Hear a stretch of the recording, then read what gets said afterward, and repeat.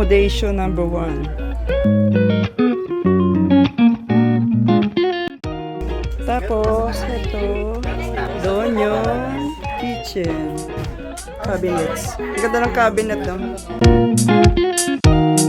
Ito yung dining.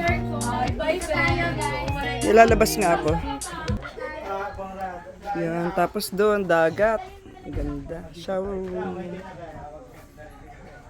Ito, dirty kitchen sa labas. Pwede rin dining. Ayan si Aiswell. Lalabas na lang ako. Kasi meron pang isang pasukan eh. Ito yung papunta sa lounge. Doon kami kakain mamaya. Tabi ng dagat. Ito naman si Amshel. Yan ang apo ko. Yan.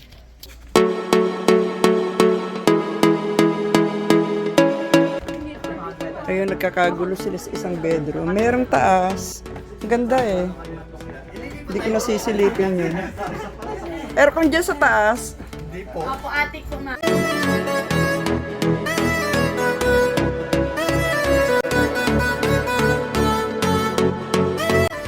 Hindi, may isang pala nalalakaran muna. Oh, ganda, di ba? Ayan, kakain na sila. Resort, swimming pool, accommodation with plenty of rooms, shower room in there, and a little pavilion. We're going to have our dinner, and the foods is plentiful.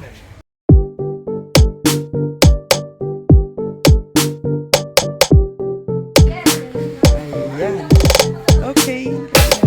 Ito naman sa beautiful sitting area just outside accommodation. Kaya dito ako upo.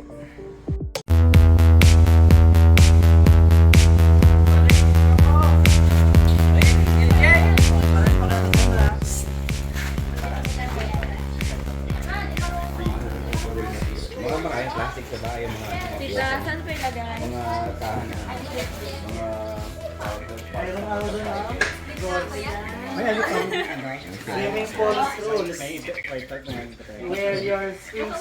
Siya yung dancer dun sa video. Ito na, just finished praying.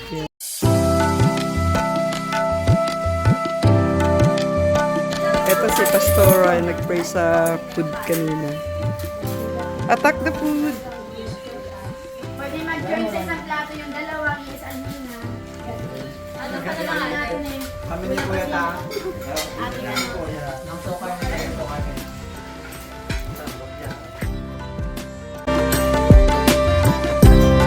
Last day ng Ron, bukas pala alis na kami kaya nag-outing. Ito yung gift ng Square Gospel Church.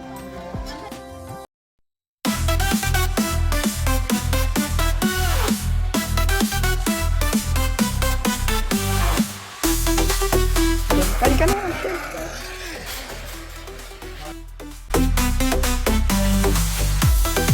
Okay, it's my turn to attack the food.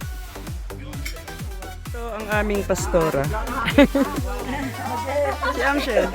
Ayun yung mga youth ng Foursquare Gospel Church.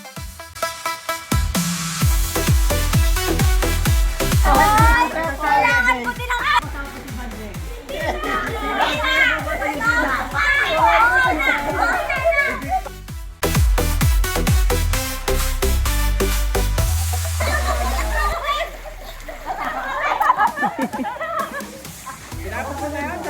Israel! Hindi ka sumali ron.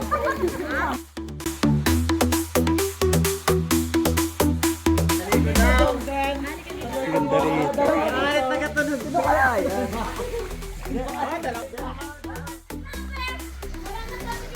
Mamili ka. Siya tayo. Dapat yung kasi niya. Madilim eh. Nakabidyo yan. Ito. Smile. This time naman, meron silang pag-game. Ano yung may sinasabi silang biblical term eh. Calvary.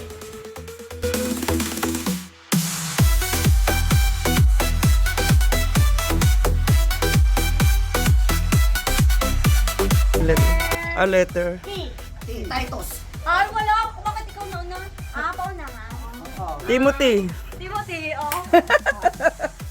Para pang ko dahil nyo yung kaya.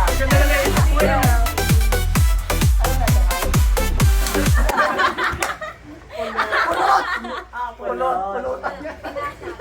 Pinasan. Pagpapakumbaba. Wow, grabe ang makikita ng mga taong ito.